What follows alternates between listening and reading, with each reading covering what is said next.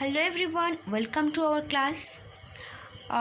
Most of the students have asked me that what are the mechanism of breathing. That means how air can get into the lungs and how air can be pushed out from the lungs. That means what is the mechanism of breathing. So today's topic is mechanism of breathing. So breathing involves two steps. First one is breathing in or inhalation and second one is breathing out or exhalation. So breathing involves two steps, inhalation and exhalation. So we will now learn the mechanism of breathing. That is, we will now learn how air from outside is sucked into our lungs during inhaling or breathing in, and how air from our lungs is pushed out during exhaling or breathing out. The process of breathing takes place in our lungs. Lungs are connected to our nostrils. Lungs are connected to our nostrils.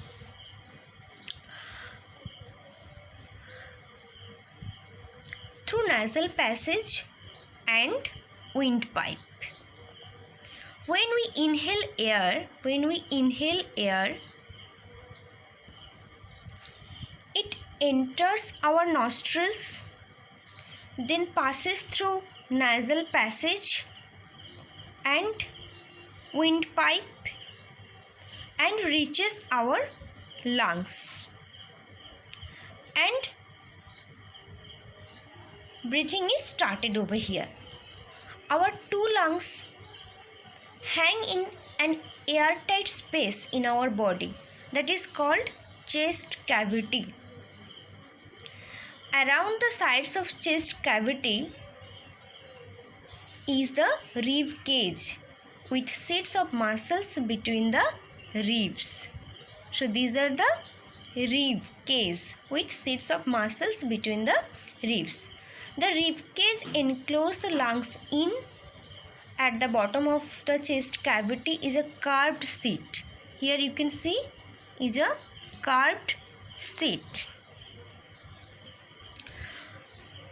Curved seat of muscle that is called the diaphragm. Diaphragm forms the floor of chest cavity. This diaphragm forms the floors of chest cavity. And when we are going to know the mechanism of breathing, obviously we should remember that breathing involves the movements of rib cage and the diaphragm. The movements of rib cage and the movement of diaphragm. So here first we will see that how air from outside is sucked into our lungs. That means how inhaling or breathing in. When we breathe in, then two things happen at the same time. First, the muscles between the ribs contract and causing the rib cage to move upward.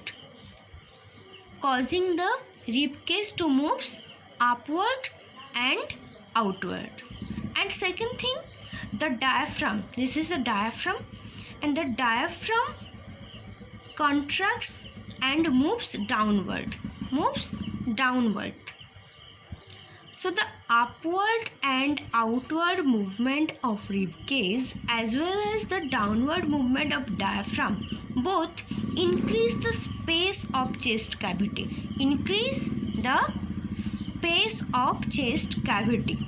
And make it larger. As the chest cavity becomes larger, air is sucked into the lungs. The lungs get filled with air and expand. Now we will see that how air from our lungs is pushed out during exhalation. How air from our lungs is pushed out during exhalation or breathing out. So when we breathe out or exhale, even the two things happen at the same time. First, the muscles between ribcage relax. The muscles between ribcage relax, which causes the ribcage to move downward, and inward. Just opposite of inhalation. Here, ribcage is relaxing and it's causing ribcage to move downward and inward. And the second thing, the diaphragm relaxes and moves upward.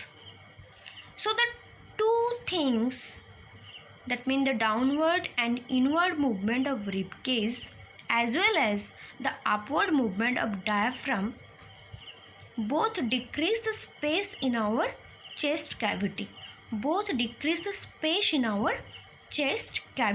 And make it smaller.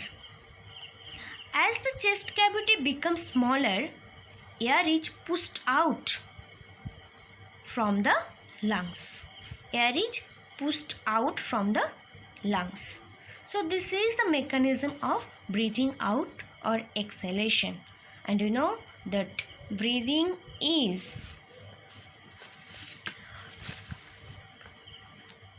have two-step inhalation and exhalation. So I think all of you get clear about the concept, about the mechanism of breathing. So thank you.